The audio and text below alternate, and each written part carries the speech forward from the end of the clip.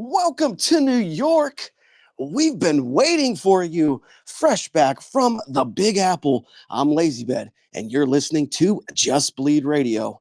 Yes, sir, you found yourself at the meetup after the melee, the post-scrap recap. It's the Weekend Roundup, episode 77.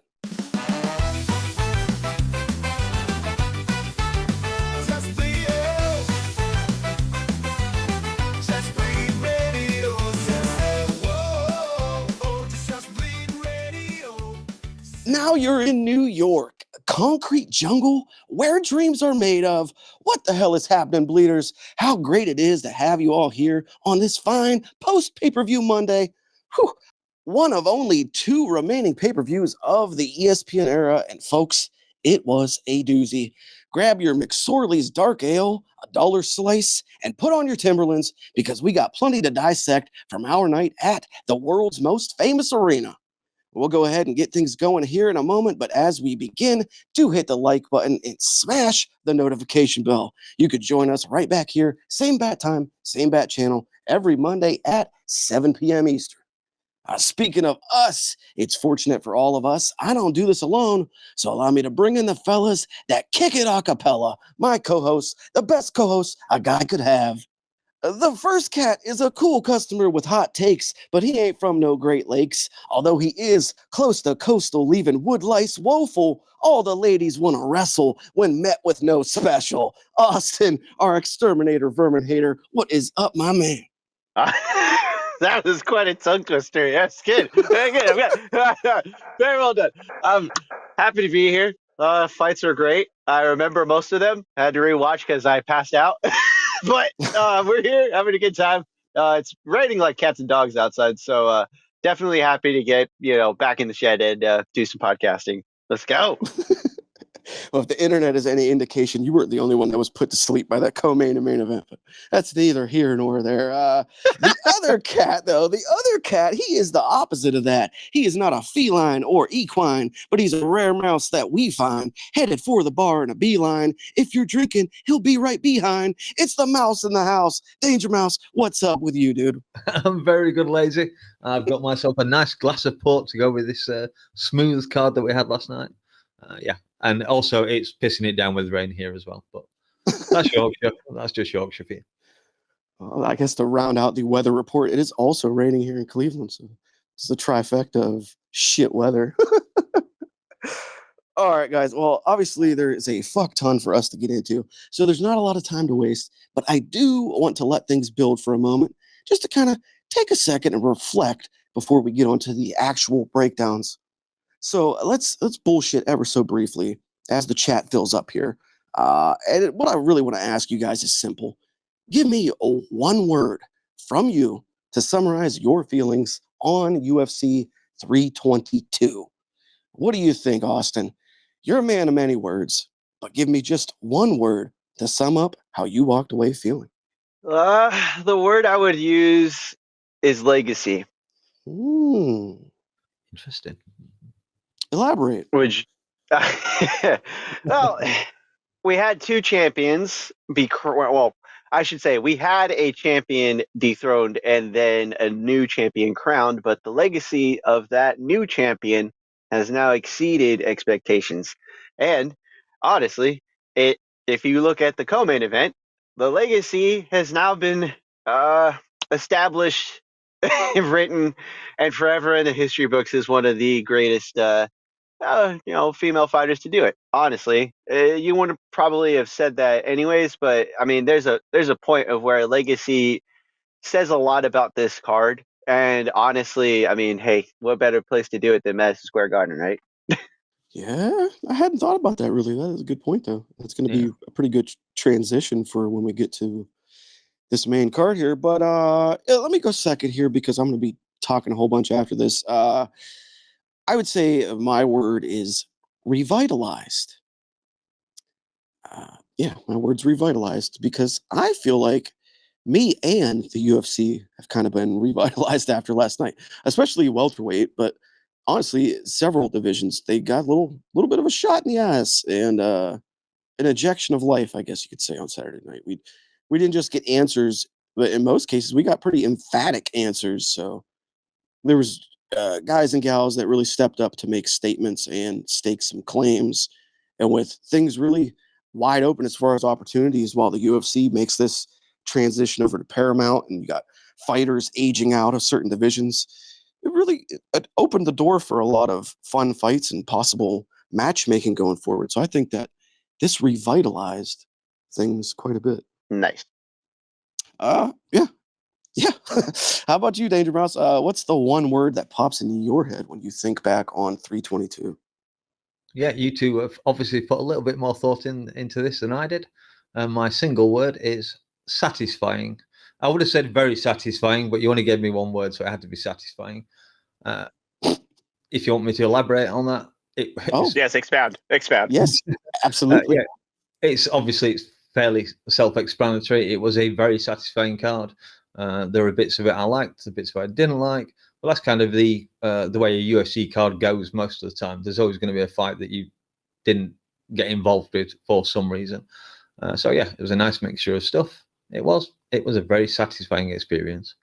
I like that. So if you combine the three of us together, it was a legacy defining or legacy making card that was very revitalized fan base and the organization.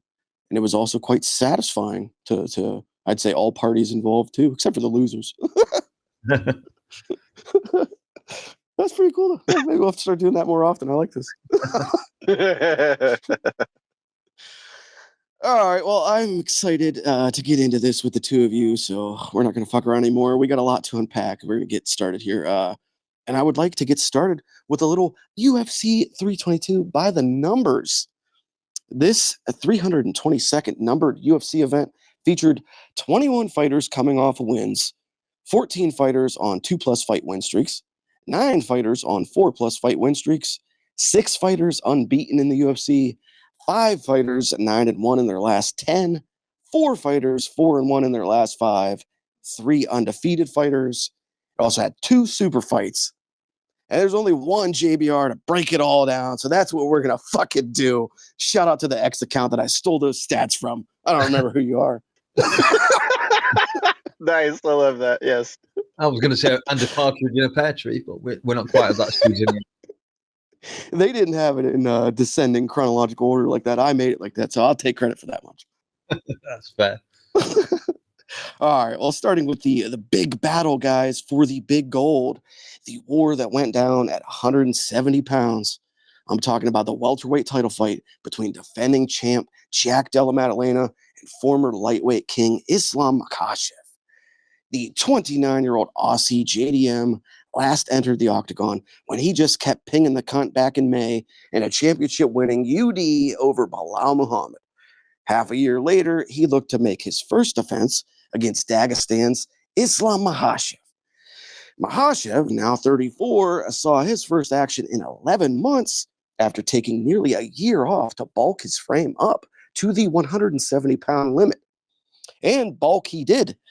Creatine Islam came out and implemented his game plan early with no intent on relenting.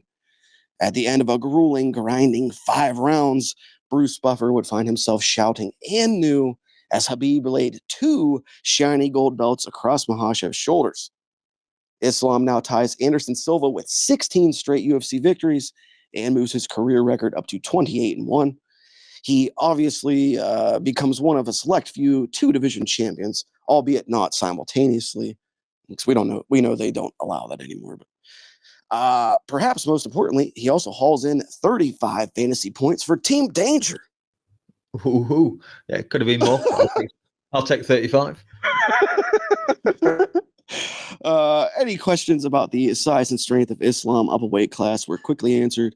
And as I pointed out a couple of times now, he's only going to fill into form even more now.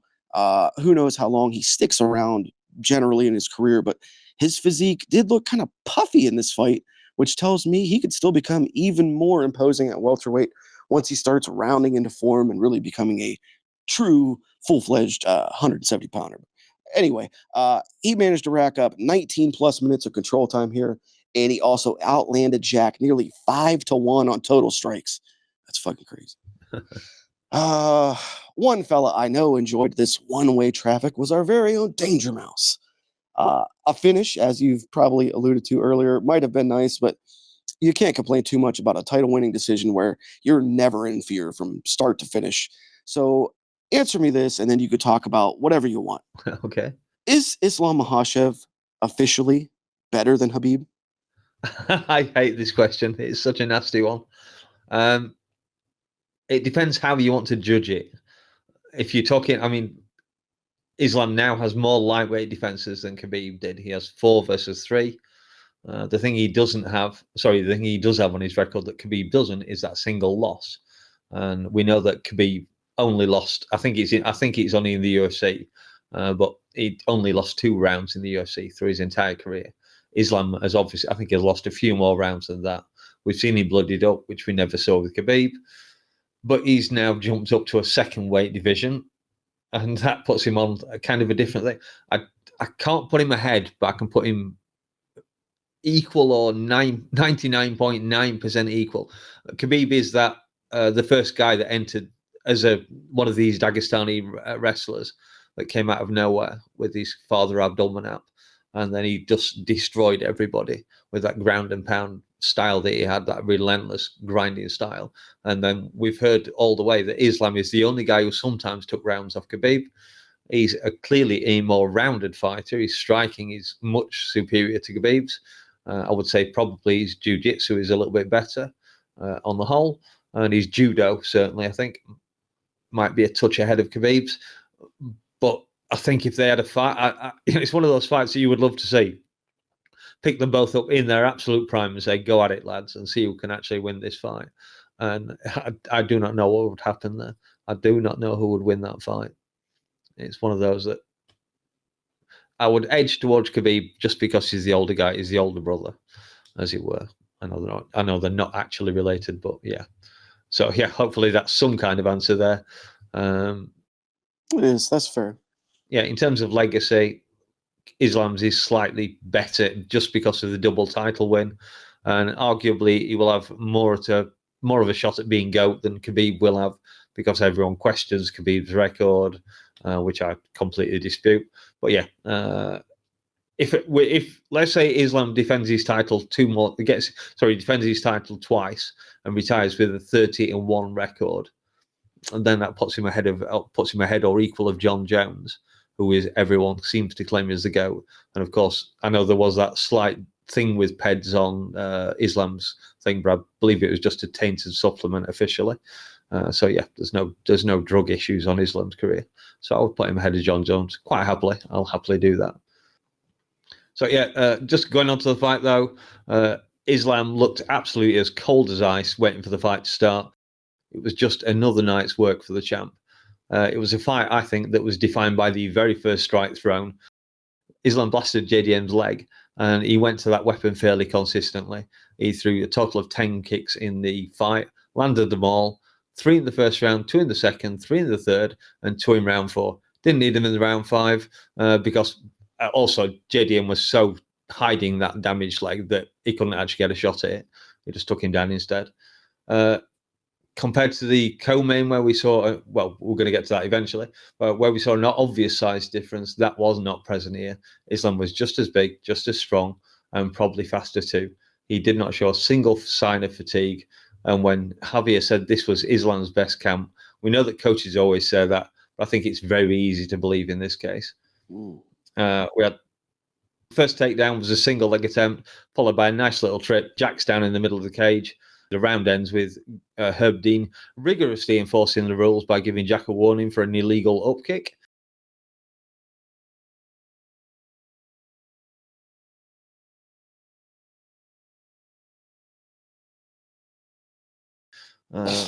Jesus Christ.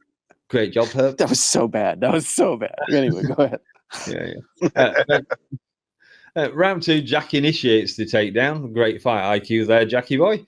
Round 3, we have a fairly lengthy period of striking where I saw the first obvious sign of Jack's leg being hurt by the calf kicks. He visibly winced and lifted his leg out of the way. But ironically, that was probably Jack's best moments in the fight for the striking part anyway.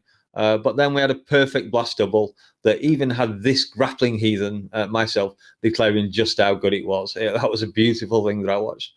Round 4, Islam didn't even bother. He just dived from halfway across the cage, grabbed an easy double leg, took Jack down again. Round 5, again, simple matter. He just grabbed Jack's hips, took him down. And then, as you said, somewhat like 19 minutes of control time.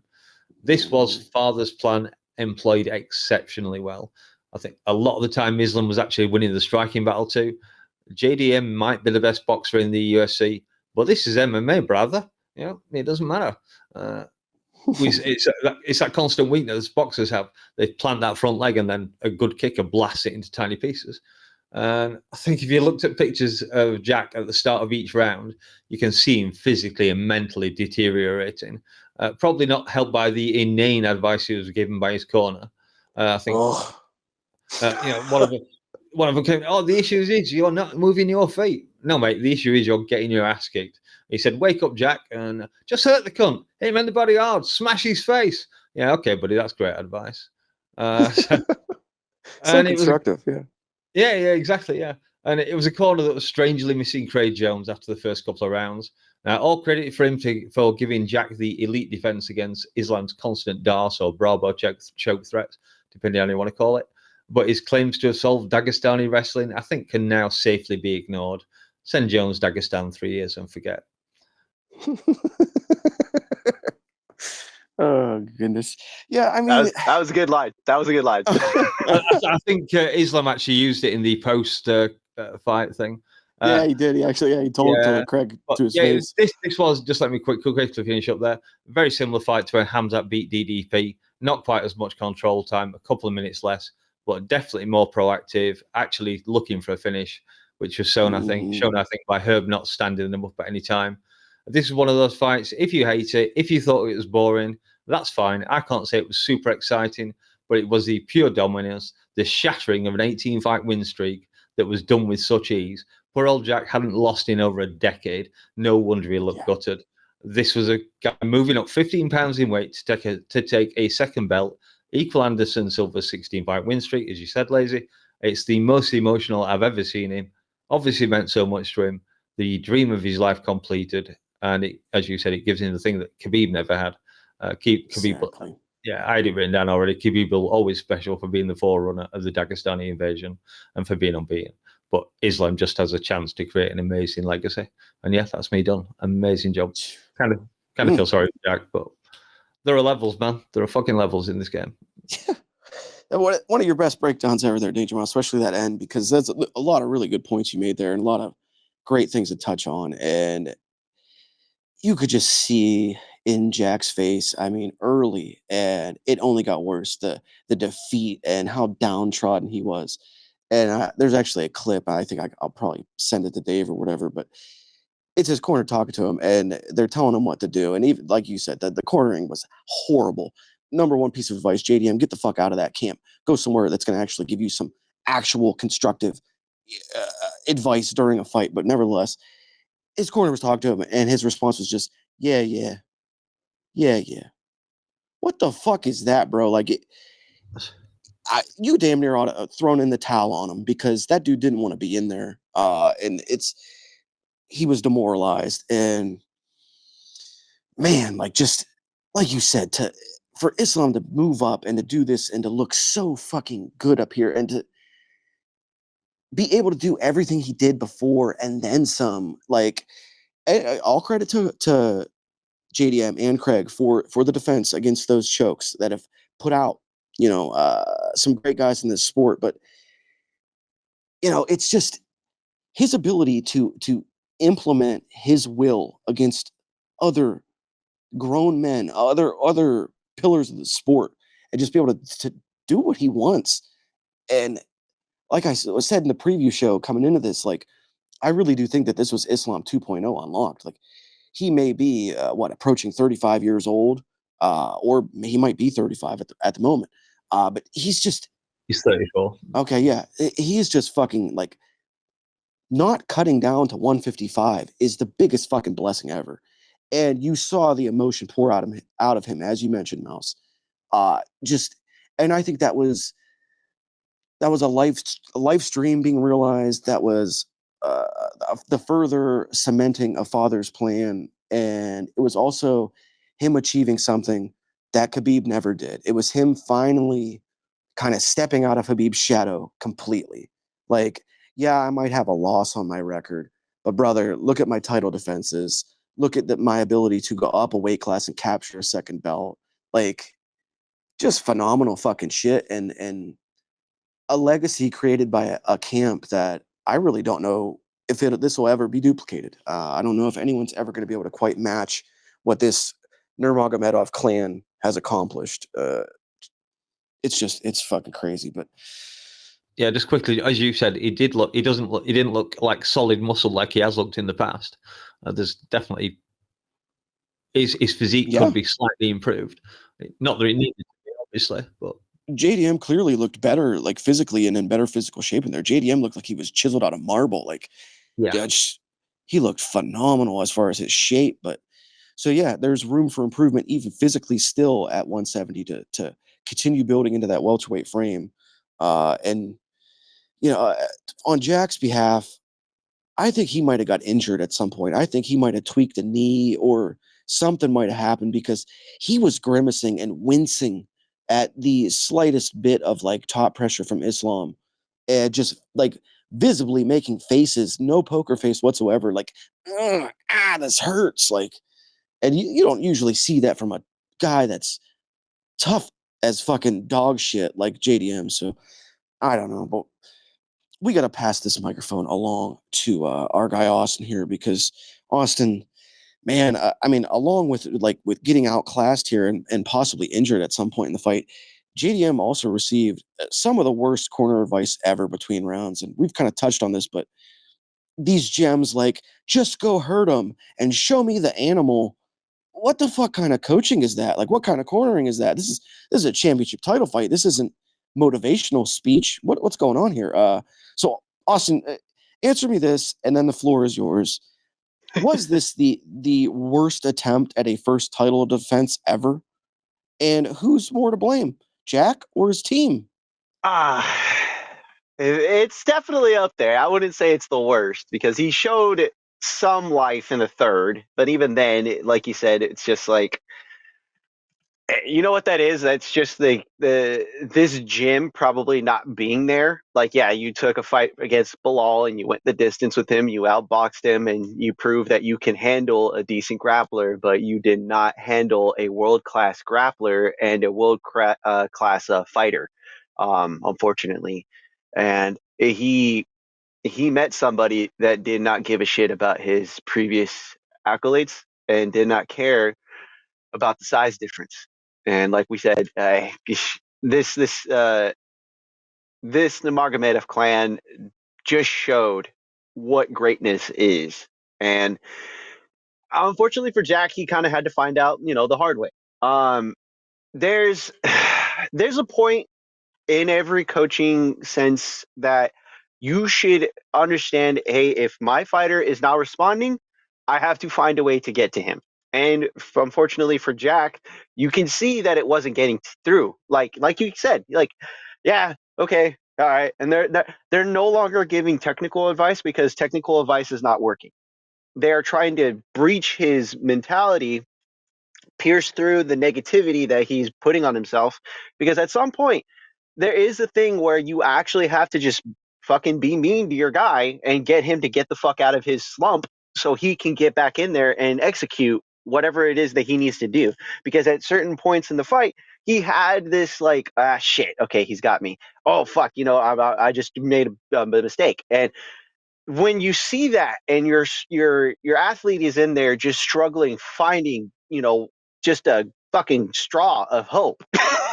It's hard to pull him out of that. I mean, hell, that Leon versus Kamaru Usman 2 fight in Utah that they had, his corner was literally pleading for him to stay in the fight. He was pretty much, they were saying it on the fucking broadcast. He's mentally broken and stuff. That looked a lot like what we saw last night. The only difference being is that he had no answer, nothing, and he could do nothing. His corner could have figured it out. Craig Jones could have figured it out. Him, like hell, if his dad was in the fucking corner, I guarantee you his dad may have fucking like brought something, but even they wouldn't have figured it out because this just, you can't, they had no answers and they were unprepared. That's the problem. They prepared specifically for certain aspects of the fight. They did not understand what the possibilities could be, and that's on them. Mm. You know, that's bad coaching because if you weren't prepared to get out wrestled for fucking nearly 4 rounds worth of time, what the fuck were you doing? And at certain points, they actively encouraged him to wrestle against him, which is like, look, counter wrestling is fine, but to go back into it as if you thought you could do this when you've shown that you can't is bad coaching. They should have been like, defend, escape, defend, escape, defend, escape. Because at that point, that's something that they can fucking push against him. That's still technical. That still gives some kind of encouragement. Hey, defend, escape, defend, escape, get up, defend, escape, get up, distance, release, break, break. Like there's command words you can still use that they didn't fucking try to use. And it's baffling to me. But again, he comes from a camp that is striking first, jiu-jitsu second, and that's it. And it's not like he's a bad counter grappler. He just met somebody that was not going to give a fuck about anything he did because he literally was prepared for every aspect of Jack's game. And there's no other way to describe it. They fucked up. They fucked up. They were not prepared, and it shows. You know, like there's no two ways about it. Now, my my thing on the fight is this, man. If you've never wrestled or grappled at a high level, or even just in school or college, university, if you want to say, or internationally, like if you've never been to a gym and wrestled a hard-nosed grappler, it changes your perspective on grappling. There's a quote out there for wrestling. Forgive me, I forget the name of it, but Luke Thomas has said it several times.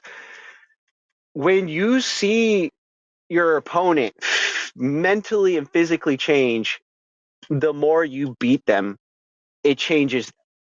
And that is what we saw in Jack Della Maddalena. And I've seen that look. I've seen that look several times in a wrestling room where someone beats the fuck out of their opponent without even landing a goddamn punch and takes the entirety of the fight out of them because they have no idea how to fight it.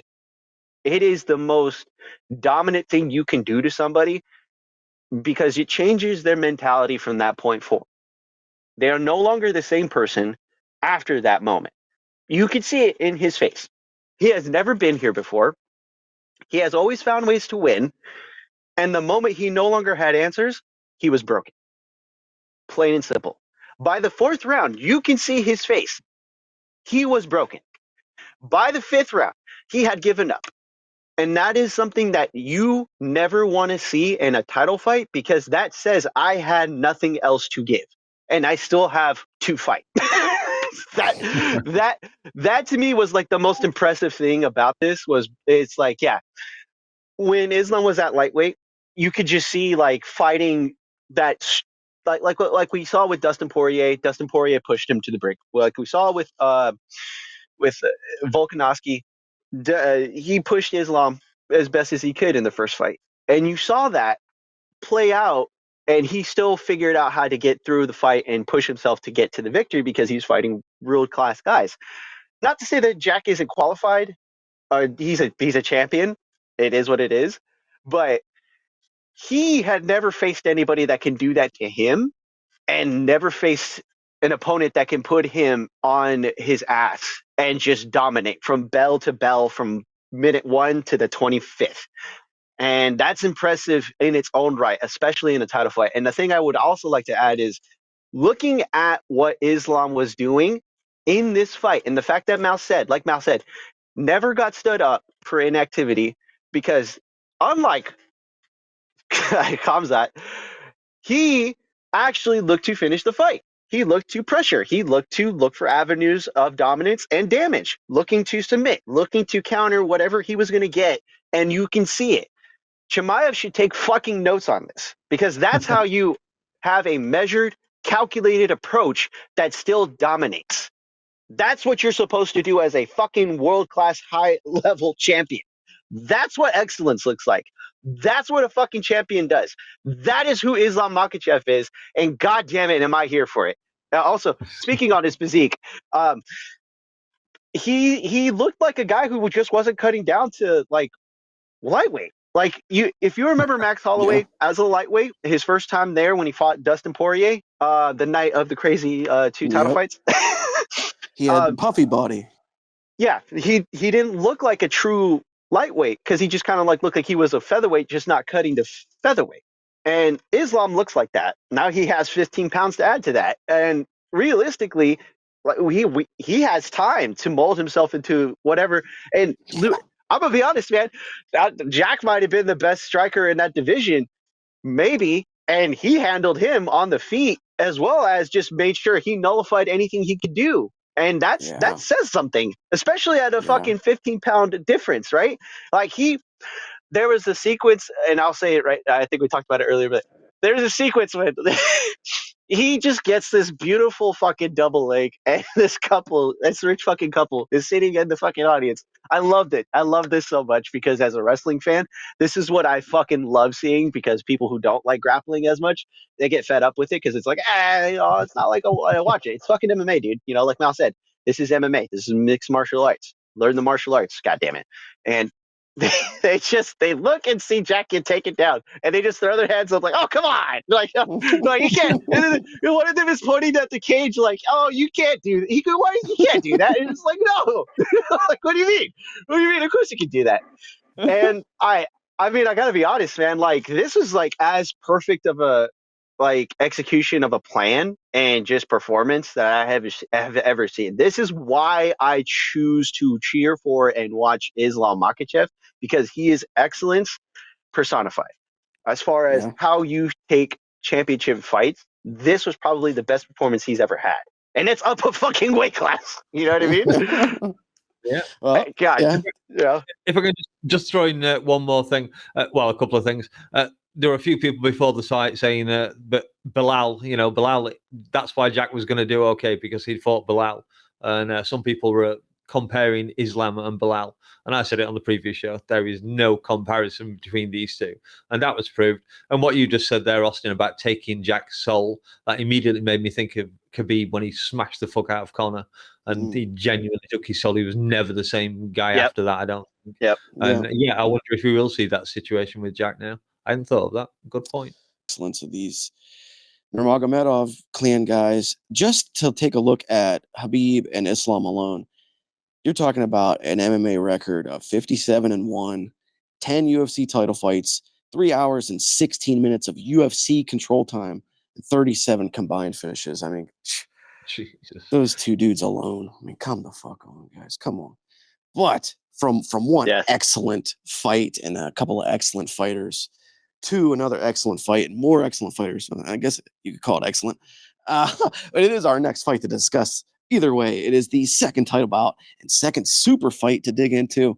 Incumbent women's flyweight champion Valentina Shevchenko looked to defend her strap against the woman daring to be great, former 115-pound champion Magnum Zhang Weili, who made her way up to 125 for the first time in her UFC career. The Bullet Shevchenko came in at 37 years old, having proved doubters like myself wrong in her last matchup against Manon Fiorot back in May. Weili entered Fight Night just 1 year younger at 36. Her last win was an eye-opener for many as well when she swamped Tatiana Suarez in February. My lean all week was simple. Val looked far too physically capable against Manon to bet against her here, especially against a strawweight coming up. And then I watched our guy Gaff's CP Unit Sim, and the son of a bitch swayed me. Exactly. It happened to Mouse too, but exactly what I said would happen on the preview show is what happened here. 25 minutes of dominance, and I don't mean to sit down with Ali Abdelaziz. Weili never got out of first gear. She never mounted anything close to offense, and she looked perplexed by the puzzle in front of her. Whether in technique or mentality, this Chevy is like a rock, baby. She's like a rock. I have terrible dad jokes. Many records either tied or broken with this performance, but I don't have the energy nor the interest in reciting them, so I'm going to pass it to you guys. First up is going to be no special. One of the records here that was broken was Val becoming the first woman in UFC history to score 60 plus takedowns, including 5 in this fight. This was really, in my estimation, a true example of why we have weight classes.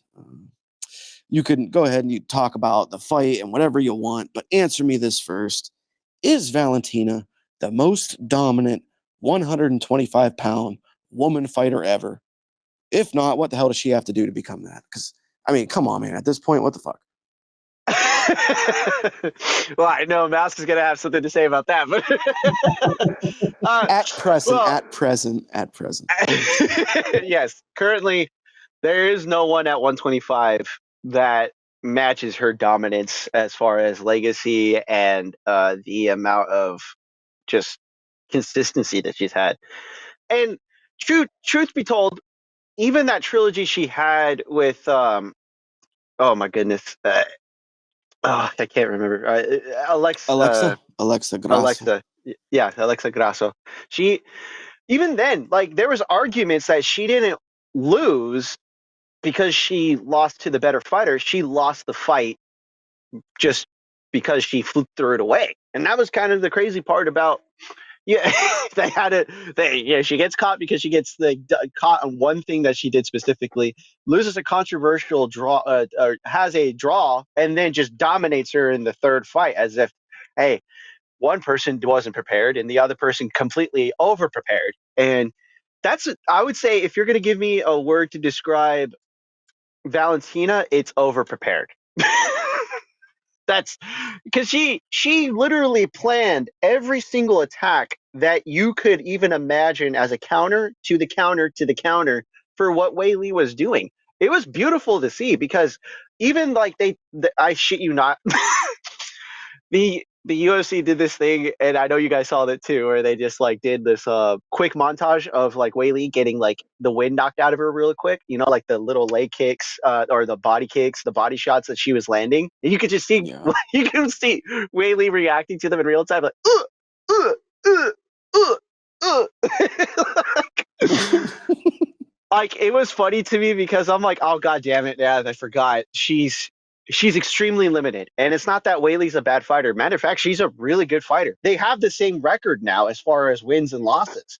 And that's crazy to think about because Whaley kind of just came up out of nowhere and dominated strawweight, had her 2 fights with Rose, as it is what it is, but like she's basically been dominating that division since she arrived. And then on top of it too, like Valentina and her have had this like career and then had their career. If you get what I'm understanding, like they had separate combat careers and they came to MMA and they've been dominating MMA, which is insane to think Yeah. about, right? And you can look at Wei Li kind of being limited. She's shorter armed. She's shorter as far as height, and she's had to kind of push through a lot more with her physicality at 115 pounds. Kind of like how Jessica Andrade used to have to do, but Jessica just only has basic jujitsu and then really physical like punching styles. Wei Li literally has been this like jack of all trades a little bit. She knows how to grapple. She knows how to strike. She has physicality, which is hard to come by at 115 pounds.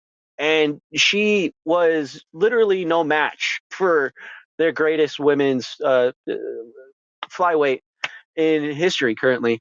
And she kind of just toyed with her a little bit, if I'm being honest.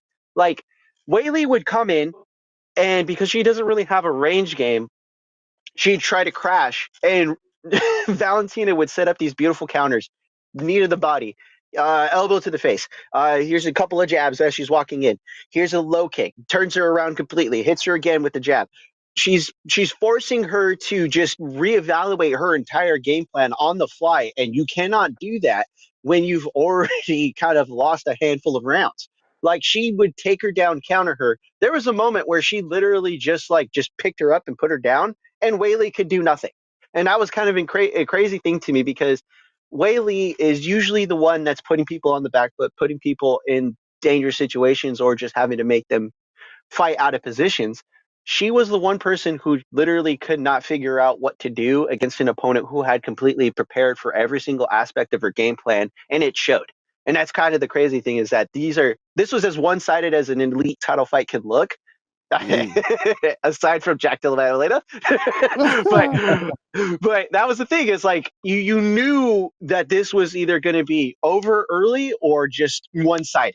I did not think it was going to be super competitive, but I didn't expect this. And that says a lot, because we look at Wei Li as very capable, very talented, and whatever Wei Li's level is, Shevchenko is a whole level above that, and that says a lot about this whole division right now, because she's just she's the monster at the end of the dungeon.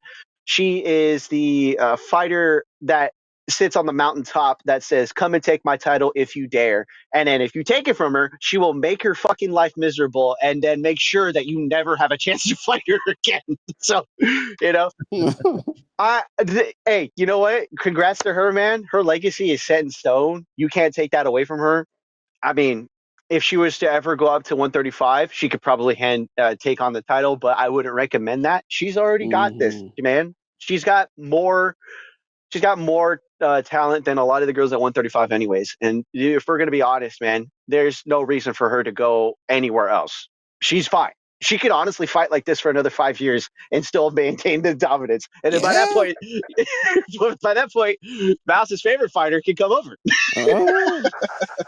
Gosh, again, this is you guys are on the fucking money today, and just giving some of your best breakdowns ever, because that was phenomenal, Austin. I liked a ton of what you said there. I especially like the point you made about Whaley lacking the range weapons and the range finding weapons, and the way she was crashing in like that, and Val just hitting her with those intercepting blows, and in a variety of attacks. Like, it wasn't the same intercepting left hand every single time. That's going to become predictable, and Whaley could eventually find a counter. It was different attacks and different angles that she was hitting her from, and it was just a textbook performance from Val, and really, really, you know, the kind of thing where I think that the MMA world, the fandom, and the MMA media world as a whole kind of need to take a step back and really reevaluate our thoughts on Val, because it's become just so commonplace for her to have these sort of performances that I think we are not really recognizing the greatness that we're seeing in front of us. As much as she gets her flowers, I think she deserves even more. And this is coming from somebody in me who, I don't really like the lady. I don't love her fighting style, but I'll be goddamned if she is not fucking consistent and she is not successful. This is 20 fucking years now she's been doing this shit, like you mentioned, in different combat sporting worlds and realms, and success in everything she does. She's a consummate professional. She is the martial artiste of all, she is truly and really a true martial artiste, and she lives up to it. She is. I'll be damned if I don't disagree with a lot of the shit she says, and I think she's a bit of a moron. But she can fight her fucking ass off, and she's a fucking winner, and she's a champion, and you can't take that from her. And I do truly believe that you're right. She could do this easily for another 5 years, even at her age, and to the dismay and the detriment of all of us, and probably to the UFC, because I don't think she's a box office star. So, man, she's just a very impressive from her performance from her, and on the other side, a very lackluster performance from Wei Li, who's probably now sent packing back down to 115, especially after Dana White's comments he made at the post-fight press conference. So she's probably headed back down there, where she's likely going to just take the belt off of Mackenzie Dern. So we'll see what happens in that situation. But as far as what happens up here at 125, anything could happen. And for that anything that could happen, we're going to go to Danger Mouse, because he is up now. And last night, Mouse, I set it up. I set up the skylight. I put out the signal. Dakota Ditcheva, we need you now. We fucking need you, Dakota. Dakota. Someone has to show up and give this old bag a run for her money, don't they? talk about the fight and talk about whatever else you wish. But first, riddle me this. Who on this planet we call Earth is going to give Chevy a run for her money? We saw Grasso do it.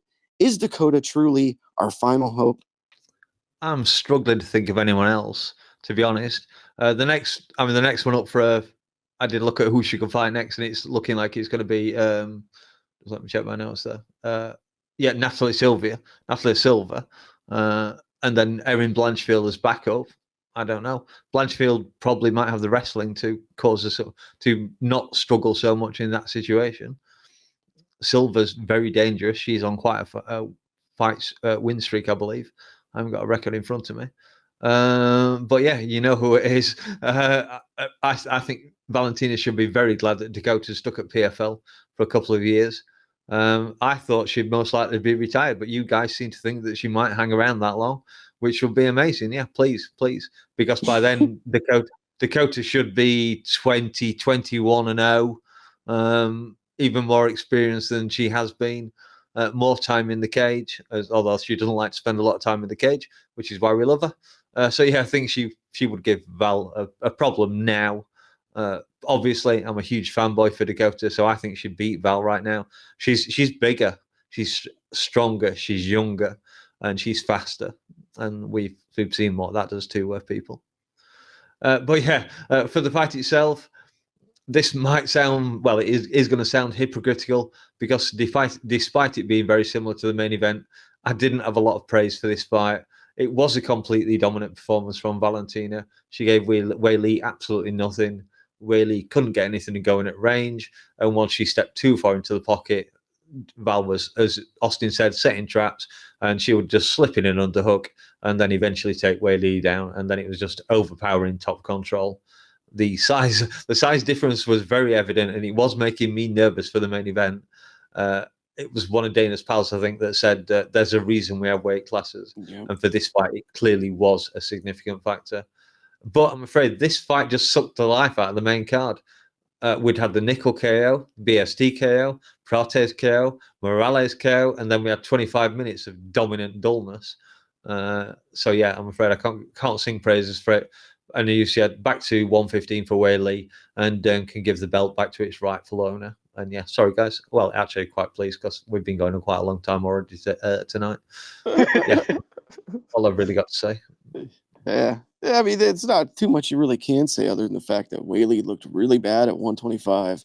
Val still looked really good. Yeah. And to go back to what you said, Austin, Val seems to be entertaining this fight with Kayla Harrison at 135. Get the fuck out of here. Like, you don't want none of that smoke. You don't want that shit. Stay at 125, lady. You will get smashed by Kayla. Yeah, you might struggle there. Anyhow. Yeah, agreed. No, yeah. She doesn't know what she's running into up there because I tell you what, it ain't no straw weight. Jeez. All right. The next tussle, though, to take a look at, guys, was our feature bout of the evening.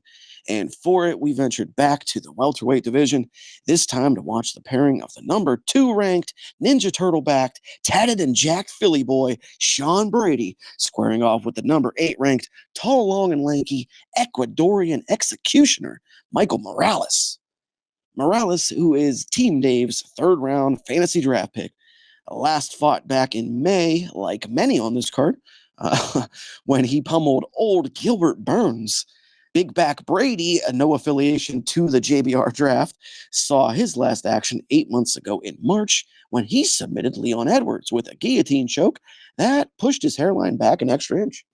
God damn. On Saturday night, however, it was Morales pushing back Brady's fade at just 3:27 into round 1. It was almost as if you could see a light go off in Morales' head that said, "This guy's got nothing for me." And from there, the onslaught was on, rather. Once he turned on the afterburners, it was academic. Big shots in succession, and down went Brady. I, for one, felt Morales could have maybe ended this night even sooner had he settled down and stayed within himself. Several of the shots he threw were big, looping overhands that could have likely connected had he buttoned up a bit and thrown them straighter. Nevertheless, Danger Mouse A phenomenal night's work from Team Dave's standout performer. He brings the editor home a nice 35 points for our fantasy draft. So, Mouse, what did you think of Ecuador's friendly neighborhood Spider-Man's beat down of Brady? Did he do enough to leapfrog the Ian Garys and Shavkats of the world for the next title shot? Oh, that's interesting. Yeah, I keep forgetting that this guy is Dave's pick. Not that I care. I never know which order we're going to do fights in when I write my notes. So at this point, I've already put down. I guess you could say it's the first of my hat trick of perfect predictions. I said on our previous show that I really wanted to pick Morales. I said that I was going to value his undefeated record, and goddamn it, I did. If Bilal fucking Muhammad can separate you from your consciousness, why wouldn't you think Morales could? Only 2 inches taller than Brady, but he looked much bigger. It's the same effect we're going to get to with Prates, with those long limbs that just seem to have that visual effect. I don't know what it is. And actually, Morales has the longer reach than Prates. Great fight plan from Morales, fought in that low stance that just to discourage Brady from trying to take any takedowns.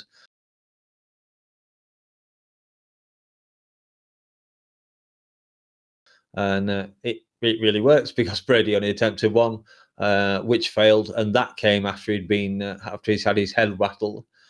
Nothing but head hunting from Morales. 50 strikes thrown, 24 hit, all to the head. It's always great to see a good jab in MMA, and Morales certainly has a very sharp jab, and he just picked Brady apart with it.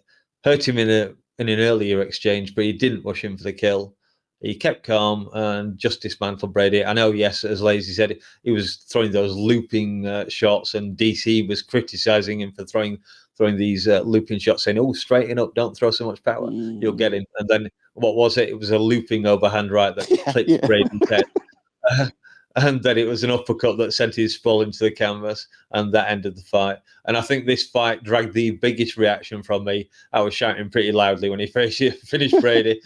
Shouting, "Yeah, fucking go!" Because on the Discord, there was only myself and Cole Hughes who picked Morales.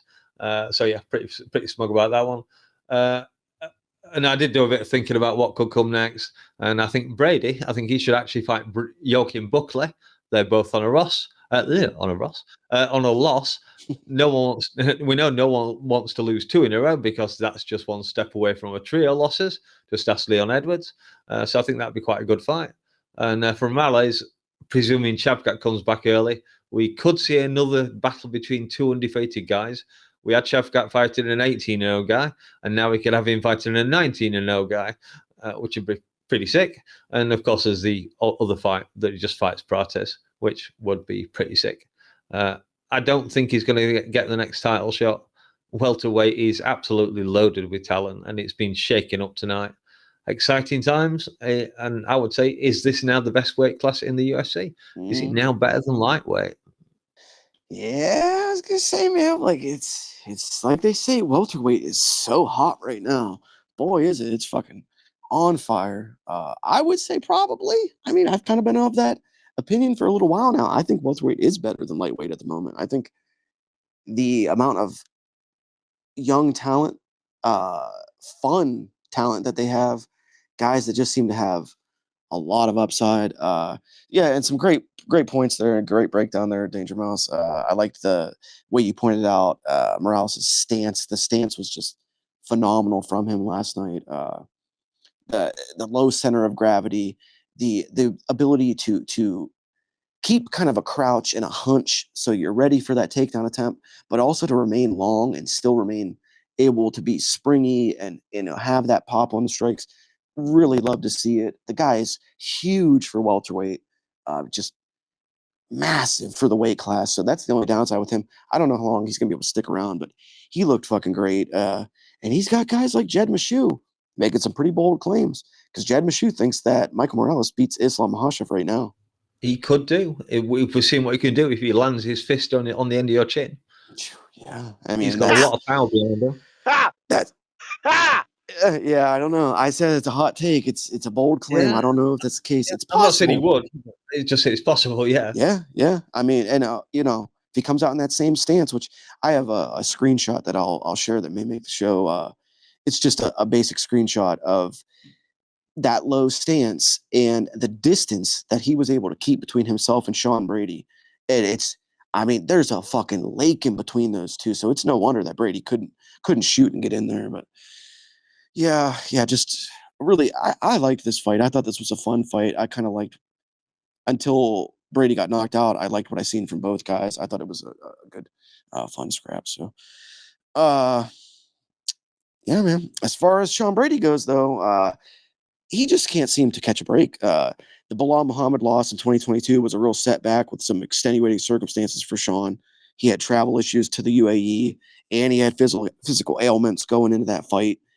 It then takes him 3 years to work his way back up to title contention, at which time he inexplicably takes an unnecessary fight against one of the undefeated boogeymen of 170, and then gets put the fuck out. They say fortune favors the bold, Austin, but on days like today, it seems pretty clear that fortune really favors the intelligent. So, because this was a bird brain decision to take this fight, and now he's paid the price, talk about the fight first, but answer me this. In 10 years, when Sean Brady is looking back at his career, will taking this fight be his biggest regret?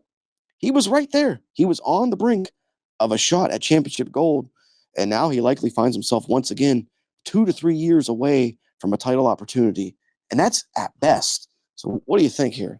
Oh God. And he's not young. Yeah. So I was gonna say he's not a spring chicken, but God, yeah, he's gonna be kicking himself or breaking a couple of doors on the way home. That's for sure. That I get it. Trust me. It's there's that moment. I don't know if you guys from Foxcatcher where he Channing Tatum plays an Olympic gold medalist, and he loses a match, goes to his hotel room, eats a bunch of junk food, and just starts breaking everything inside that hotel room after the loss.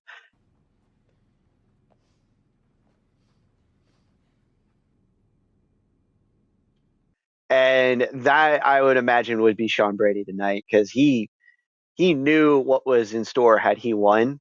And like you guys have said, like you said, he now takes a step back and he finds himself at the bottom of the totem pole a little bit, because he had an answer in clinching, but this is a thing where it's like welterweight's funny because you have this very very specific size difference at welterweight that stands out a lot more than it does at lightweight or other divisions, possibly even like I want to say heavyweight sometimes, because like you could see like immediately, yeah, Sean Brady's he's he's a stocky kid. He's not he's no string bean.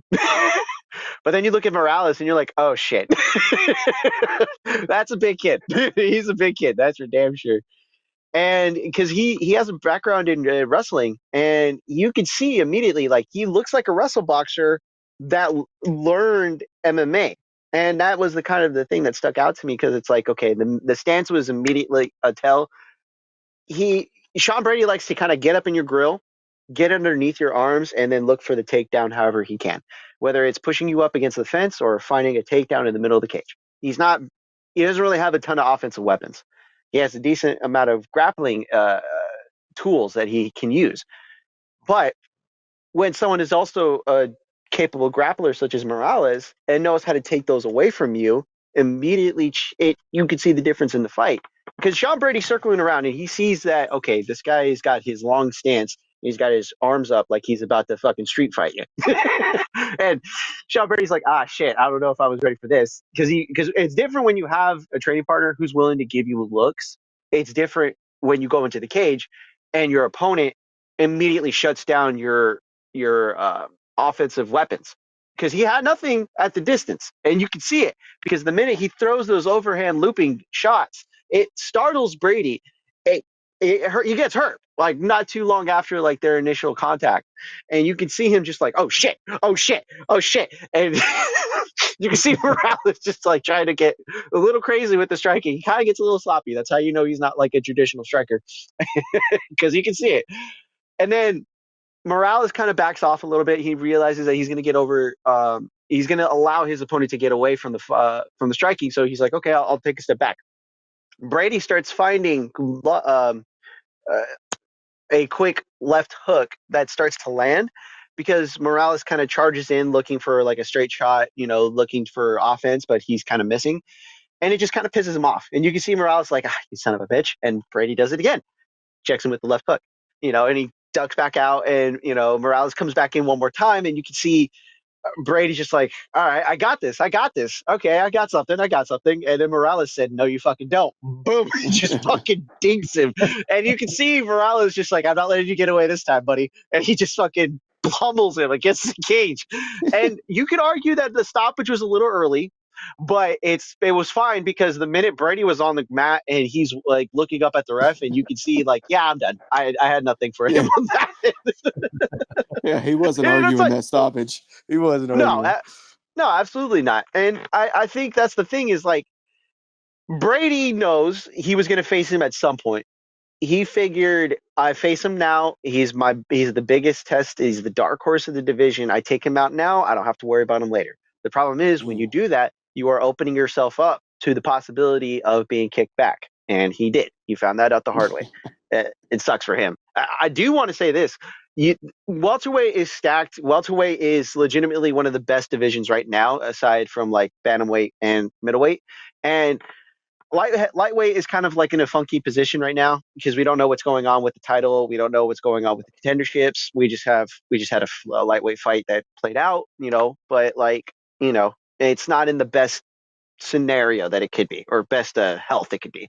But welterweight is popping, man. I mean, if tonight didn't say that, I don't know what will, Yeah, I mean, this fight, it really did answer a lot of questions, and it is an unfortunate setback for Brady. Who he's a tough guy. He's a I don't know what the word I'm looking for is, but like a hardy mindset kind of guy. So I think that if anyone's going to be able to bounce back from this at his age, 32 years old, it would be a guy like Sean Brady. He's got that Philly mindset. So we could see him again. He's still got 3 years of prime life left and prime fighting age. So it's always possible that we could see a return to top form for Sean Brady. But for Michael Morales, who everybody's even higher now on than they were before, it's going to be interesting to see what he decides to do as his next step, because he's now suddenly got a lot on the line, beating Sean Brady, who, like I said, was the number 2 guy in the division. He's going to catapult up there to the probably number 3, I would imagine, 4 at the lowest. But so now he's in a whole different position where he has to strongly consider who he's going to fight next. So welterweight is absolutely on fire. Absolutely. Indeed. And it's a good thing it is, because we're going to be continuing our trend of 170-pound men. We're sticking with the welters, and we're doing it again. This one, another probable, potential, possible title eliminator, former champion, the Birmingham Mumbler, number 4, Leon Edwards, smelled the scents of stale cigarettes and day-old whiskey when he got it on with Team Lazy, first-round draft pick, the Nightmare, Carlos Prates. For the 34-year-old Edwards, he'd be coming in off back-to-back losses to Bilal Muhammad and the aforementioned Sean Brady. Carlos is 32 and, of course, had just spinning elbowed Jeff Neal's head off in August. Many questions circulated during fight week in regards to this fight.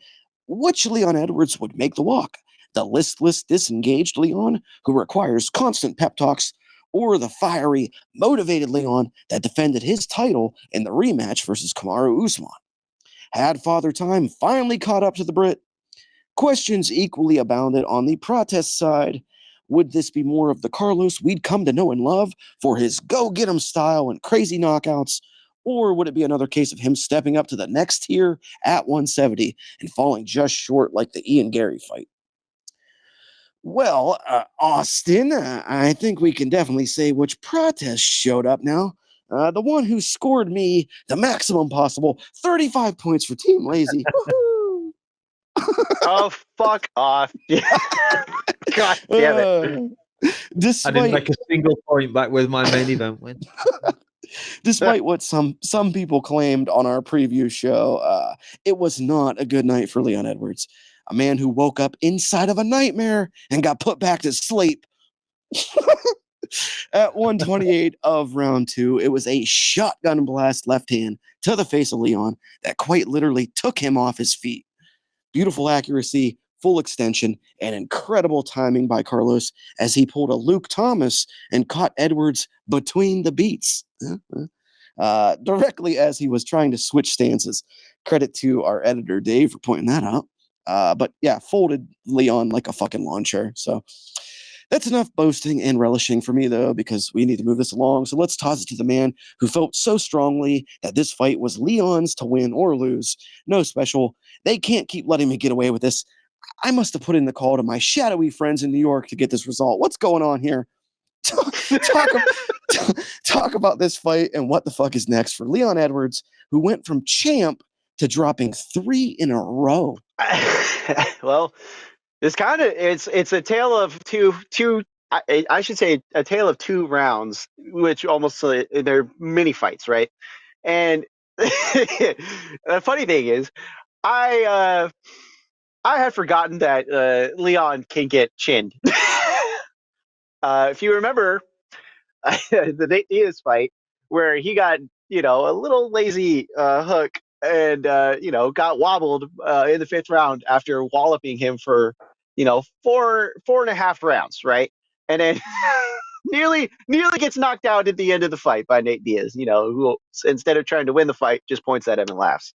Classic Diaz. That will be being mentioned again very shortly. But, it was mentioned on our preview show, but I think Austin was shopping and didn't hear it. Maybe if he had, he would have picked the other side. That's true. That's very true. God damn it. Yeah. Fucking damn it. Anywho, I swear to God, like, it was that moment where Leon had like the best first round I think he had in a long time. Like, he had kind of been struggling mentally after losing the title to Bilal and after losing to Brady, getting finished by Brady. And you could kind of see, like, he found his step, he found his rhythm, he found his motivation to be competitive against a guy who is, kind of trying to refine his footing after losing and then, finishing Jeff Neal. And it looked like a fight Leon was in control of.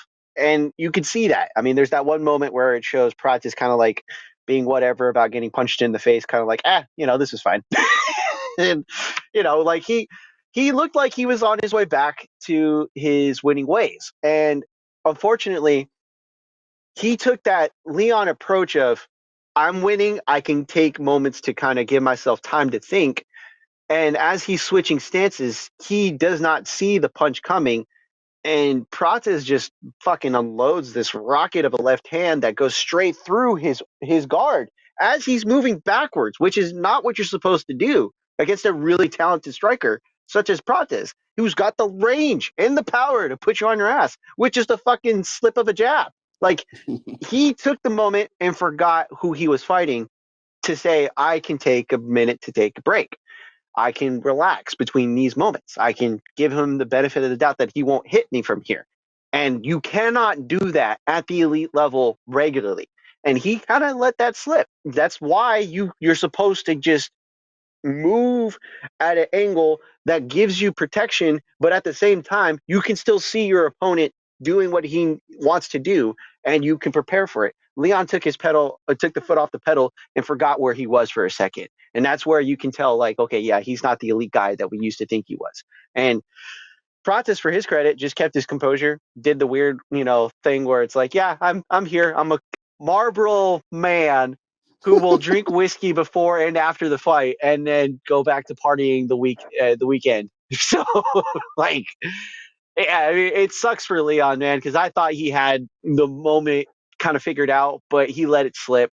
And I mean, shit, Prates didn't even need to finish him on the ground the way he did. It was over. And you could see Leon flick his head back as if he was just fucking slammed to the ground. And his head didn't even touch the mat. He was still dazed. and Pratis just fucking finished him, and that was it. You know, like I don't know, that's it. That's it. That's all it was. This fight fucking resulted in like two of the funniest moments. One, the knockout itself, because like when you go back and watch it, just the way Leon's body folds up, like because he falls and he's like almost on his back, but his butt kind of hits first, so his torso contorts forward, and he just kind of like whiplashes forward with it. It's just ridiculous the way he folds. It could not have felt good. I know it didn't feel good. Pratis becomes the first man to ever knock out Leon Edwards. So woohoo! But also the other funny moment in the first when Leon has Carlos's back and he's got the body lock on, and he's hitting him with those little fucking pepper in shots to the side of the head and the face, and Pratis is just making this look like there's just a fly buzzing around his drink. That's how much he's bothered by it. Just smug. It's so fucking hilarious. One of the all-timers. But anyhow, yeah, I just don't know where this leaves Leon Edwards, because to go from championship fights to now dropping 3 in a row, and like you pointed out, Austin, the simple mistakes he was making, he basically got his ego toyed with in this fight. Carlos was jawing at him, and he was basically telling him he was a bitch for the wrestling. And Leon took the bait, and he stood right in front of him, and he decided to have a dick swinging contest. And you don't swing dicks with the Marlboro Man. You just fucking don't. Why would you? I mean, look at him. Look at that guy. He's phenomenal. Even Islam said after the fight, at his post-fight speech at the press conference, he said, I forget exactly what he said. He basically said, "I don't understand how this guy who smokes all these cigarettes beat a champion." Like, dude, that's what he does. He's Carlos, man. He's the coolest cat on the block. He's gonna step up. He's gonna blast you in your face. You're gonna get knocked out. He's gonna get the girl. He's gonna go have a drink. It's just gonna be the way it is. But anyway, at least one other fella on this panel had the foresight to see what was coming on down the line, and that was young Danger Mouse Son. So, DM, I reckon that this fight result worked out well for your MK predictions and your Tapology picks. So, give us your thoughts on the fight as usual. But first, also tell me who you want to see Carlos Pratis fight next. I think you might have already done this earlier, but I don't care about who it should be, but I just want to know who you think would be fun to see take on the Nightmare. Yeah, I mean, the most fun one obviously would be for him to fight Morales. Two long, lanky strikers slamming it out with each other. It's not necessarily the fact. I'd actually rather see them both get a win each against someone else and then fight each other, maybe. But yeah, that would be an amazing fight. God, yeah. But yeah, for this fight, I was pleasantly surprised by Leon's performance in the first round. He was doing exactly what he needed to do. He was tying things up. He tried 3 takedowns. He managed to get 3 of them. Get 2 of them. He had a 70% strike accuracy. It was a no ego involved veteran performance. And at that point, I would have genuinely been happy if Leon had won, despite picking Pratis. I was chatting with Dave before the show, and we both agreed, we both wouldn't have minded Leo winning there. And he had that one very good takedown. He spent a lot of time on Pratis' back. I know he was doing those silly little punches. I saw that as well, very funny. But he was threatening rear naked chokes at times there as well. And obviously, I couldn't hear what Pratis was saying. Obviously, the obvious quip is, "Oh, so you're a wrestler now?" But whatever he did say to him, I think it did get to Leon a bit. Possibly drew him into exchanging more than he should have. Pratis is telling him that he doesn't like grappling. Megan doesn't have her headphones on so she can hear him right next to us. Or maybe just slowing down and not doing things. And it was kind of funny that I was keen to point out that Leon had never been KO'd on our preview show. And then I predicted him getting KO'd in this fight. That reminder, I think, that you said, Lazy, that we just talked about, that Nate Diaz had rung his bell late in the 5th round, or 3rd or 5th round, whatever it was. And then there was that 4-inch reach advantage. And those 2 factors were enough for me to move my decision away from a decision win for Pratis and put the KO on him. So it was Mystic Mouse in full effect. I thought it might take Pratis around to figure Leon out. And he only managed to get the finish against Jeff Neal, if you remember, in the very last second of the round. So I did take him by round 2 KO. And what a KO it was.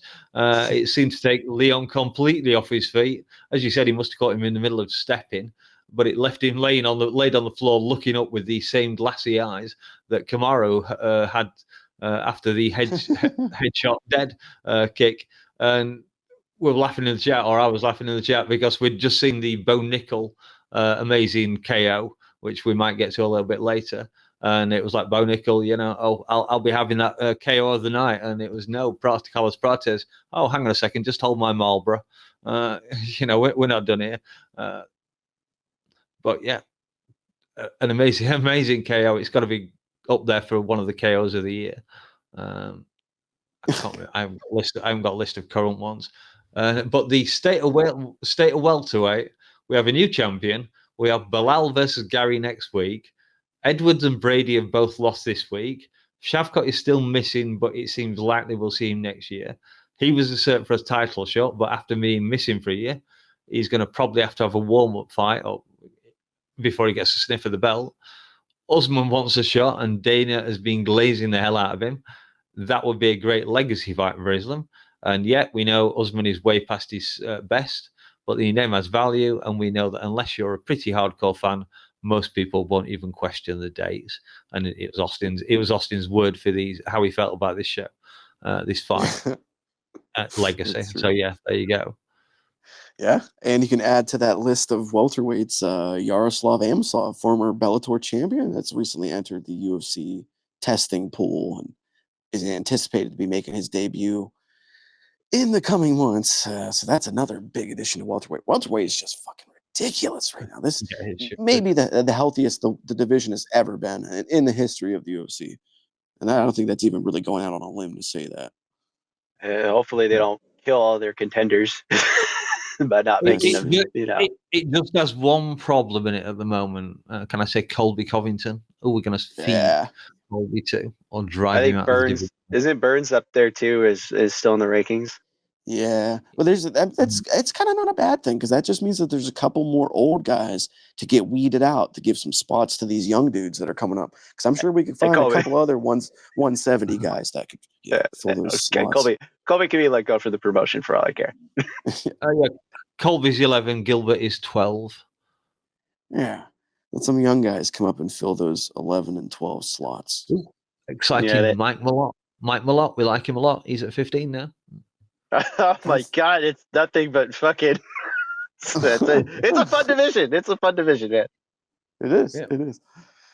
All right. Well, from one fun division to another, now it is the last main card melee for us to muse over.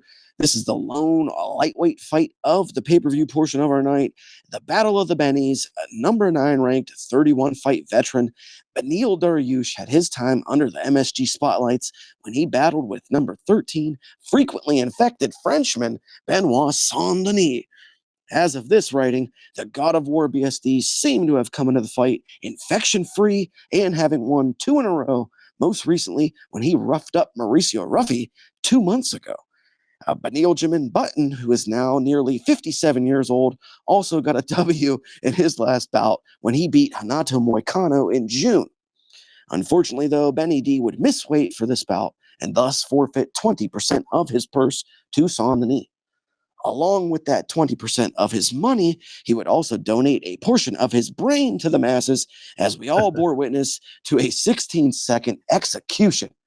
For reasons only God knows, amen, praise Jesus, Beneil decided to come out like a ball of fire out of the burning bush, and BSD played the role of firefighter, snuffing out the consciousness and likely the career of poor Benny Dariush. Mouse. I don't know what we're doing here, man. Why do we keep trotting Beneil out there to take more brain damage? I don't understand it. I get that he just beat Moicano recently, but Moicano kind of fucking sucks too. So we can't have old, mediocre guys like this with no chins hanging around in a division like 155. This is the weight class of serial slaughterers, not Jesus freaks who face plant in prayer mid-fight. So talk about the finish and whatever you want to see next for these two. Yeah, well, this is what you get for missing weight. Yeah. Benny had that really early success with that leg kick that he landed that stretched BSD out a little bit. And that was followed by one of the fastest KOs in lightweight history. But it should have been lightweight history because it's a catch weight, so it doesn't count. So it was the fourth fastest in lightweight history, which I'm guessing it now makes it officially the fastest ever KO at 157.2 pounds. Yeah, poor old Neil. He gets KO'd not once but twice. He had the full-on dome plant when BSD connected with his temple, and then just as he's starting to come round from that, he gets another one, a little boop, right hook on the temple, and that's all she wrote. Benil was complaining, but he was on wobbly legs, even if he was stood up complaining about it. This was no discussion needed. Very legit stoppage, and I'm sure that if Benny watches it back, he might not be fine about it, but he'll at least be accepting that it was a legit stoppage. And I did some next fights for these guys. Benoit, I think we could see up against Fiziev, and you could also do him against Gamrot. That wouldn't be as much fun, but it would put BSD in the top 10 with a win. And for Benil, you could maybe give him the winner or the loser of Grant Dawson versus Manuel Torres, which is coming up, I think, next week or the week after. And the other option is someone you mentioned previously, Mauricio Huffy, because they're both on a loss. Let them sort it out. I don't mind any of those. I think those are all pretty good. Other than what was it? The Gamrot one. The Gamrot one might be kind of boring. There's always a possibility of that with a Gamrot fight. You never know. Yeah. Yeah, man. I think that this is a weird situation too, because it's a good win for BSD ranking wise. BSD, yeah. Yeah, but also at the same time, like, I think we all kind of know Beneil Dariush wasn't really deserving of that number 9 ranking that he came in here with. So you beat up an old man here who's even older than he looks and is. And this knockout reminded me of the Robbie Lawler knocking out Nico Price when Robbie Lawler retired. It was the same sort of just a simple clinch situation, a little, loopy shot that should have, most guys take 20 of those in a row and they're fine, but it caught him just right, caught him on the temple, and he doesn't have the constitution anymore to take those shots. And down goes Dariush. So it's tough, but yeah, I mean, it's going to be nice for BSD because he's going to bump up in the rankings. So speaking of that, this is now 3 in a row for Benoit. And as I've just stated, he should probably find himself somewhere around the number 9 or 10 spot in the division by the time this episode hits the air on Monday. So what I really wonder, Austin, is what do they do next with this guy, with BSD? Mouse touched on it, but every time he's been given any kind of step up, he's fallen. So it's going to be really key who they pair him against in whatever follows this win. Give us your breakdown of these 16 seconds, and then tell us what you would do with both fighters, or at least tell us what you would do with BSD.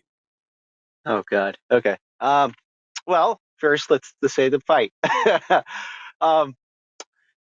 Is 16 seconds. That wouldn't have mattered. I think Benny has seen the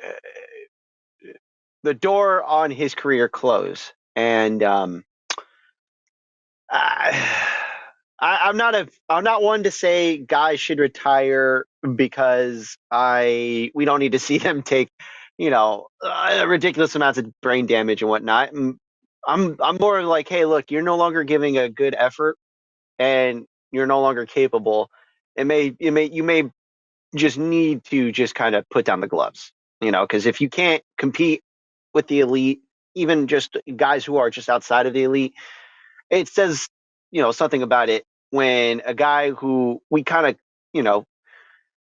Benoit said he's a good fighter. He's not the best fighter, but he's a good fighter. He's young, he's physical. And I mean, Benny kind of came out like a house on fire, just trying to, be on the strong attack with the leg kicks and looking for big swinging punches. And then, like most firefighters, Benoit Saint-Denis saw the flame and decided to put it out before it got worse. There's a part of me that likes Benny because he was on a 7-5 win streak, should have gotten the title fight sooner, or I should say, should have got a title opportunity sooner. unfortunately, he ended up just fighting a former champion and losing anyways in nearly devastating fashion. And it's one of those things where it's like, yeah, I would be okay if he said, you know what, my heart's not in it as much as I thought it was. God has other plans. Here's a decent missionary. So you mean, hey, you can make it, make an honest living doing that. So I wouldn't be against him kind of putting down the gloves for the time being. I don't think I need to see him fight. Then it frees up the division to have another slot.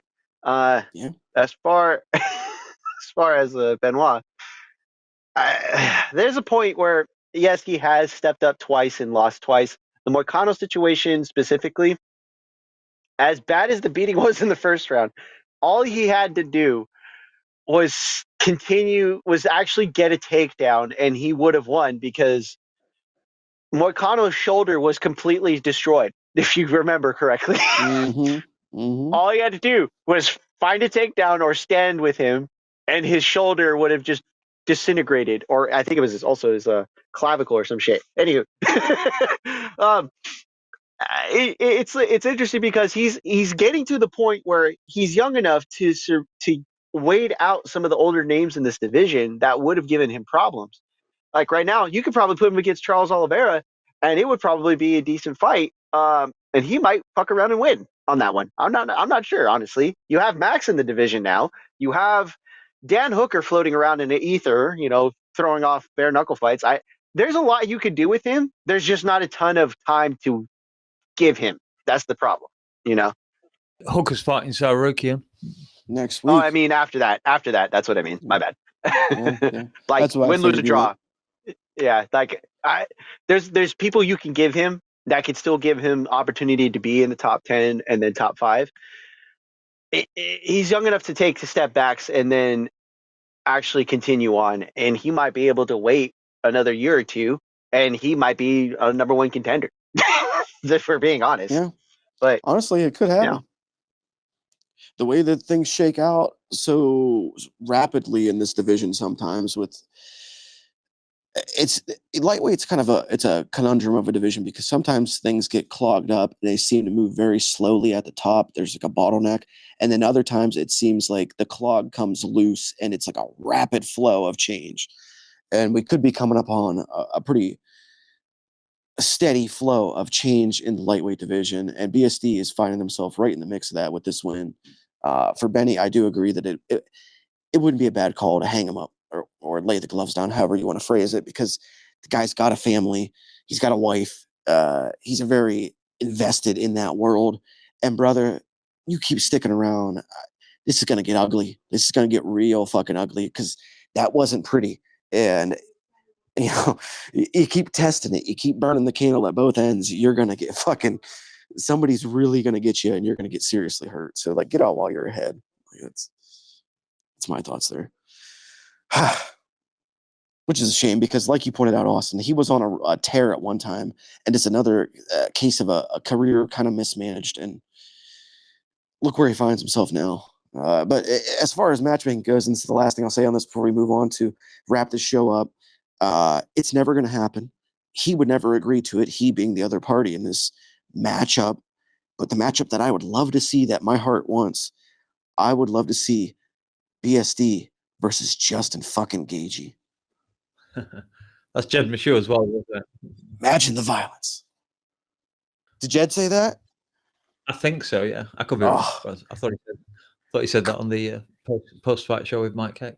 Great minds thinking alike, because that would just be pure violence. Neither one of those guys knows how to put on the brakes. Yeah. I don't know. Justin kind of does these days. He's a bit more measured. That's true. But if he gets in there with another meathead, he's going to go full meathead. All right. Well, speaking of us meatheads, we got to do our thing because that was the pay-per-view portion of the UFC 322. But we still got a couple of prelims to get to, including one that had big stakes for yours truly. So with that, it's time to move on to our favorite preliminary pairings. It's the best of the rest. I'll go first because we got to keep this abbreviated because we've gone very, very long today, and Dave and Chachi are going to murder us.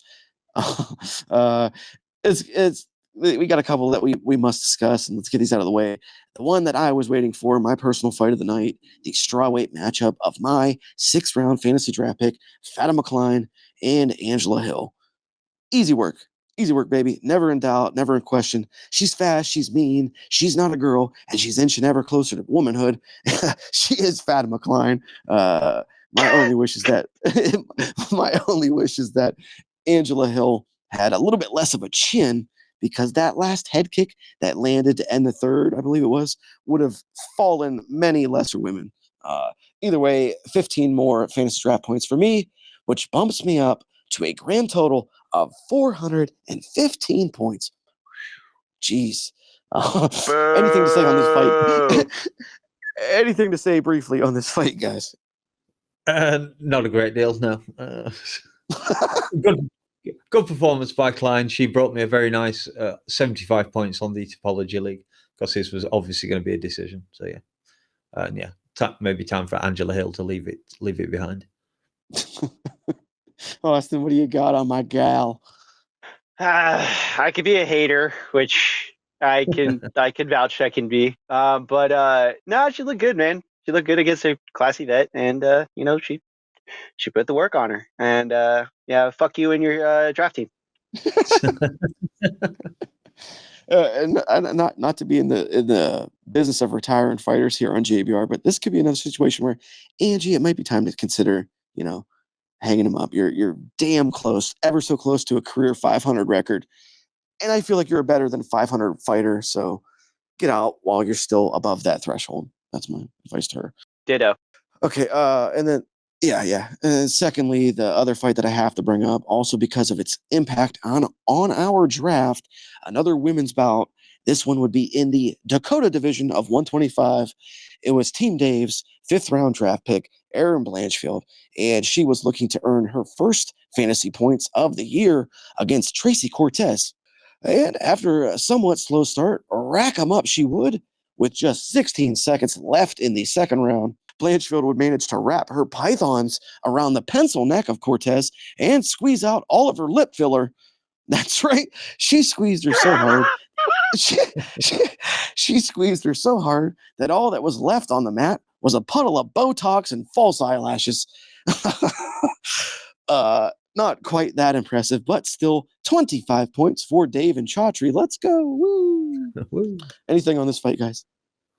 No, cost me 25 points by getting a submission. And I wanted a decision, of course. You lose 25. Dave gains 25. Yeah. I'm on about Topology, of course, there. But yeah, good performance by Erin. Can't falter. At least she didn't shove her up against the cage, because I know Dave hates that. Yeah. Only ever so briefly she did. Austin, what do you think? You got anything on this one? I would like to shout out Dave for hating on his own draft pick. Yeah, that's a true sportsman right there. But no, I mean, yeah, fine performance, but she's nowhere near ready to face Valentina. And I mean, unless she learns excellent boxing within the next year and a half, maybe 3 years, unless she's there, she's not going to win against Valentina anytime soon. But no, not bad. Good finish, fun. Send to Trevor Whitman 2 years and forget. It makes no sense, because Erin Blanchfield's striking is just, it's fucking atrocious.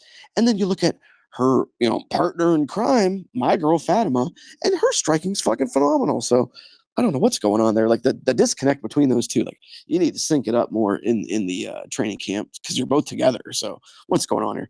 But anyway, back to you, Austin. You're not done yet, because we are going to you now, our prelim pariah, as I'm taking to calling you, captain of the curtain jerker. It's our guy, no special. Which one of these early fights tickled your fancy? Oh, God. I would have picked Wellmaker because of the upset that happened. But I'm going to have to pick Dawkins. Because and it's not because of the finish, which I'm not going to say it. It's just it looked funny. But A man we left. A man we left on the side of the road after his first initial run in the UFC with his brother, who was a heavyweight at the time. Imagine that. Basically, the bane of the existence of one member of our team. And the funny part is that now he's actually done very well against two kind of named middleweights on his return. And he was on a win streak before that. That says a lot about where this man is now. And I'm going to be honest. I have no idea what to expect, but I'm excited. Which is weird to say about a Dawkins brother, because I never thought I'd say that. Well, yeah, here we are. I'm excited. I'm excited. I'm excited. Yeah, that is strange to say because never been a Dawkins guy. But another pair of Philly dudes. Philly really showed up on this card as far as being represented, and at least Dawkins brought home a W for the city of brotherly love here. All right, lastly, to round us out, a man who's probably running low on liquid courage by now, but whom has plenty of natural gusto of his own. Danger, give us your favorite prelim of the night. Yeah, I've got a quick comment on the Cal Dawkins fight. I went into the kitchen to make a drink and then heard the cheering of they'd obviously finished Mia Shah, and I was thinking, oh, he's knocked him out. Fantastic. That's what I chose. Then I heard submission, bravo choke. Oh, bastard. Brilliant performance there. The other one, was it Bisengo Sersakov, who was Hamzat Chimaev's friend? Yep. Yeah. Okay, I thought it was. That was an interesting fight because he spent the first round really not seeming to take it very seriously. I think there was a nut shot, and I think that was replied a bit later with an uppercut to the balls that Bisengo returned to Eric McConaughey. The upper nut, I think it was christened. And then he got the KO by a punch at the end of it. So that was a good KO, well worth seeing. And of course, Bo Nickel, who surprised everyone, defeating Rodolfo Vieira via KO headcut kick in the third round, 224. We were watching that. We were all in the Discord chit-chatting away. And we all live said, oh my God, this is a boring fight. And I've got the message up. And then literally as that message popped up on screen, Bo Nickel kicked Vieira's head off and sent him crashing, sent him into land of wind and goes, no follow-up needed. All credit to Bo Nickel there. He didn't even attempt it. I don't think he's just stepped over his corpse. That was a good performance by Bo Nickel. It was. He was setting it up the whole fight, kicking low and then eventually going high. It's the classic strategy. But the thing about this fight, though, is Rodolfo Vieira was a tailor-made opponent for Bo Nickel. He's a slow guy with zero footwork who's going to stand straight in front of you. And that's exactly what happened here. But awesome. You got anything on Bo? Love me or hate me, but figure it out. I could choose to just dislike you. I don't really need to like you, my dude. Also, you should fight more often if you want me to like you more. And that's about it. Yeah, all-time bad post-fight speech. He is just so easy to dislike and so difficult to like. That's the problem with Bo Nickel. All right, guys. It sounds to me like all that's left for us to do is to complete our old time-honored tradition of pausing for a moment, taking a look back at what we've just discussed, and contextualizing our thoughts on UFC 322 with a numerical ranking on a scale from 1 to 10. It's time to rate that card. All right, Mouse. You went last on the best of the rest. Did you? I don't think you did. I did, yes. Did you? Okay. All right, Mouse. You went last on the best of the rest. So let's have you go first for our ratings. Hit us with your final thoughts on UFC's trip to New York City. Okay, I had to do a lot of thinking about this one because the early prelims there was a couple of finishers, a few dull fights, and then the prelims themselves, again, there was a couple of decisions and a couple of finishers. So that was fairly well rated. And then we got to the main card, 3 fantastic fights in a row, all KOs. And then we had the dull women's fight, which I'm afraid was mainly the thing for the night. The women's fights were not, for the most part, the greatest fights. Sorry, ladies. And then, of course, I liked Islam's final win. there's a very obvious score to give this one, I suppose. It's got to be a 9. I can't give it any less than a 9. Should I? The question is, should I do the cheap MK joke or should I go for something else? I get a vote on that. I don't know. Tell you what, then I'll give it a 9, and in honor of Benoit Saint-Denis, I'll make it a 9.16. Okay. I get it, yeah. I was stopped to think for a second. 16, I get it. Yeah, 16 seconds. Yeah. Understood. Yeah, that's a very high score. High score indeed. But that sets the tone. That leads us off. And Austin, you can go next. Quite a night at the Garden. Let's hear your summary and rating for UFC 322. Anytime you get high level MMA at a, during a major, which is, I think this is what Brian Campbell would call a major, right? And, very skillful performances from the victors in both the main and the co-main. And then on top of it too, like just the atmosphere, I think the main card gave, for the 3 fights leading up into the title fights. Also, just a side note, anytime you see Dylan Dennis getting jumped and then being banned from an event, that's an automatic win, no matter what. And like Mal said, I think this card deserves a 9. It should get possibly a 10. But, the main, women's fights, yeah, not the best, but, they were still fun to watch, at least from my perspective. A 9, a solid 9, and I'll give it that. Wow. This is on pace to be possibly the highest rated card we've ever done, I think. No, I think we've had 300. We really related high. I mean, how much higher than 9s did we go? Goodness gracious.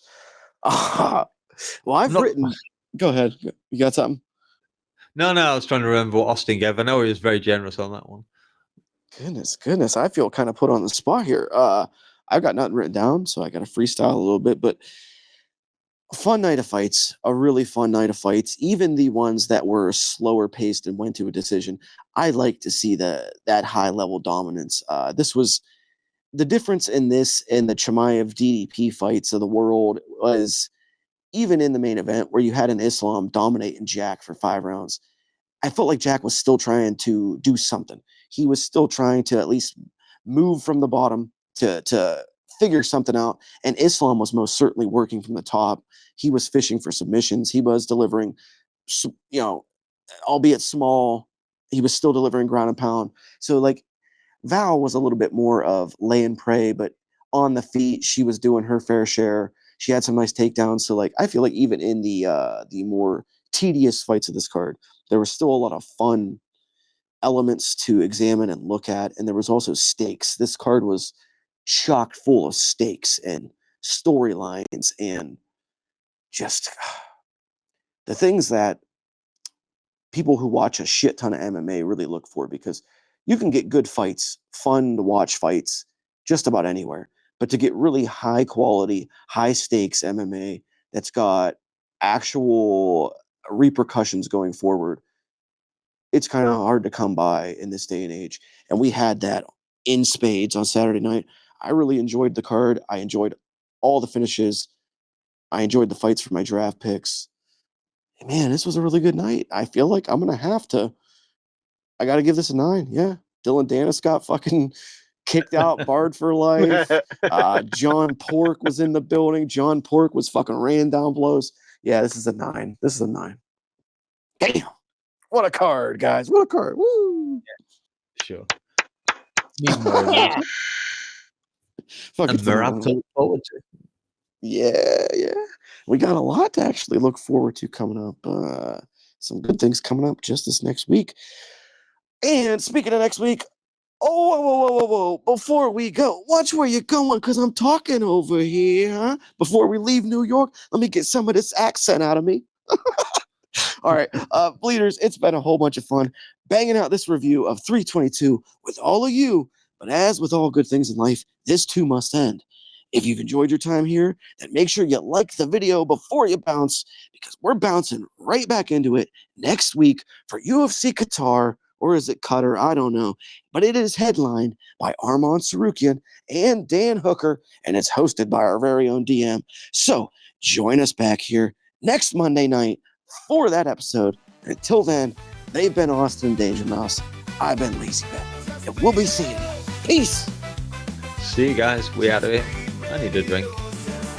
We're done. Fuck. Oh my God. Yeah. Oh, that's. I gotta feel like that's a lot of my fault. I didn't even have a script. I forgive you, Austin, this one time. And this one time only. Okay. Yeah. I'm a Marlboro man.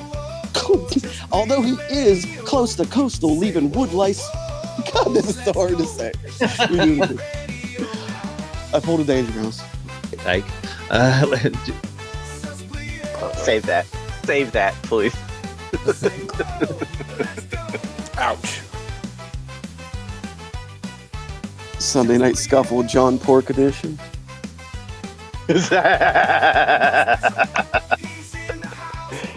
I will not be editing that. That's all, Mouse. Stand down there. He has no name. He has no other name.